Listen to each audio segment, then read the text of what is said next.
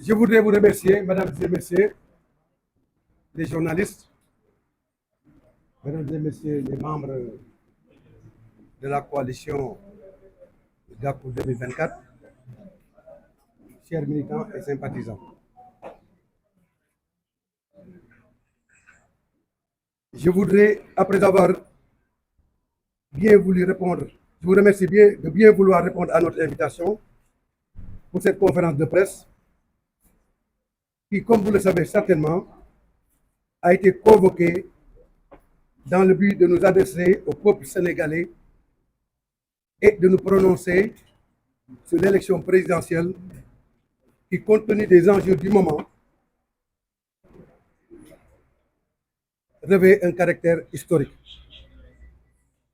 La présente conférence de presse sera axée autour des points suivants. Premièrement, les questions liées à la nationalité sénégalaise et au quitus fiscal.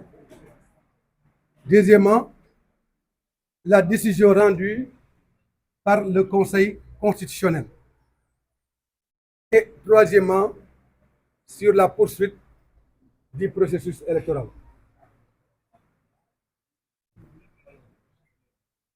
Les questions liées à la nationalité et au quitus fiscal. La question de la nationalité sénégalaise des candidats continue de faire l'objet de controverses. C'est la raison pour laquelle j'invite le Conseil constitutionnel, dans le souci d'un traitement équitable de tous les candidats, à veiller au respect strict de l'article 28 de la Constitution, qui a été le motif invoqué pour l'invalidation de la candidature du président Karim Meïssa Wade, et l'article L120 du Code électoral, notamment dans ses aspects de conformité des différents candidats à la fiscalité de notre pays.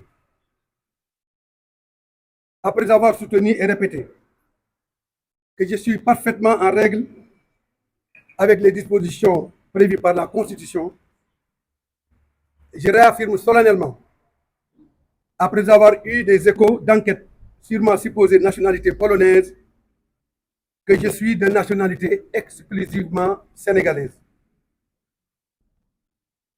Aussi, je brandis mon quitus fiscal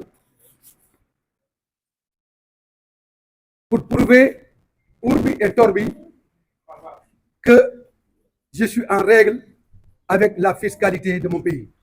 Voilà.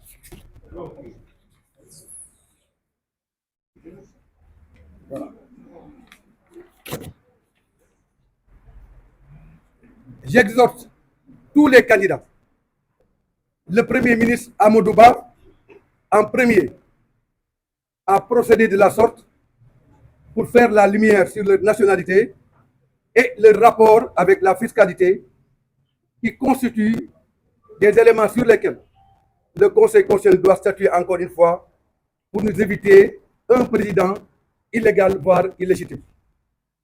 En effet, nous estimons que la présidence de la République est une affaire hautement sérieuse, qui ne saurait tolérer toute pratique délictuelle, et tout candidat qui aspire à diriger notre pays doit impérativement se conformer aux lois et règlements en vigueur.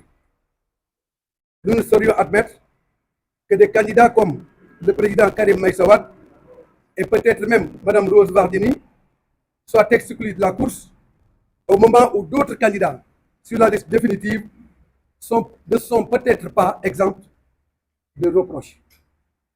Dans la même veine, l'affaire de corruption des deux membres du Conseil constitutionnel doit être tirée au clair pour permettre aux juges constitutionnels d'être à l'aise dans l'exercice de leur mission constitutionnelle. En ce qui concerne la décision du Conseil constitutionnel, dans sa décision numéro 1, C 2024, le Conseil constitutionnel a rejeté le décret numéro 2024-106 du 8 février 2024, abrogeant le décret 2023-2283 du 29 novembre 2023, portant convocation du corps électoral.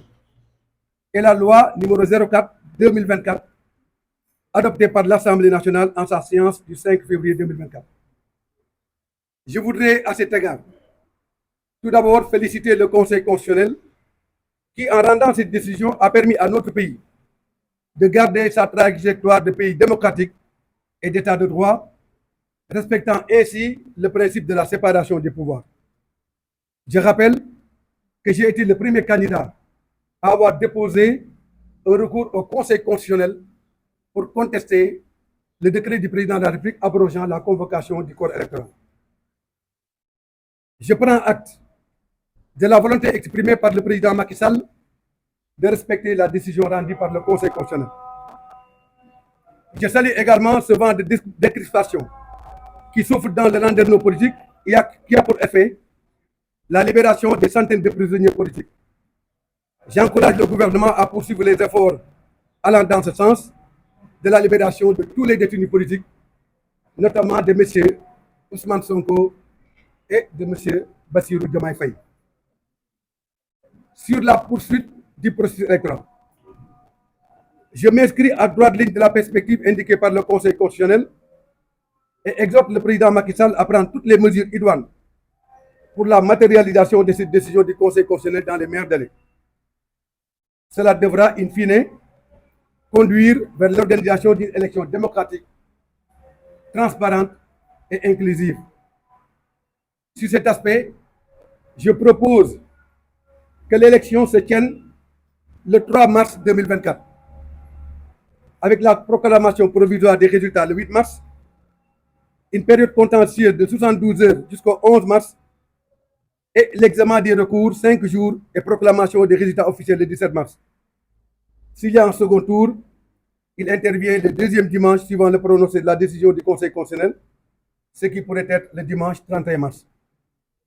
Pour ce faire, la campagne électorale doit être ramenée à 10 jours au lieu de 21 jours.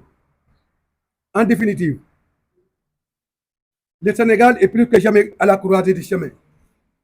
Et c'est la raison pour laquelle, ensemble, républicains, démocrates, nous devons nous mobiliser pour ne ménager aucun effort afin que notre pays, le Sénégal, reste une terre de démocratie, une terre d'état de droit, où des élections sont organisées de manière régulière et transparente, avec comme seul dénominateur commun le choix du peuple sénégalais pour désigner son président de la République.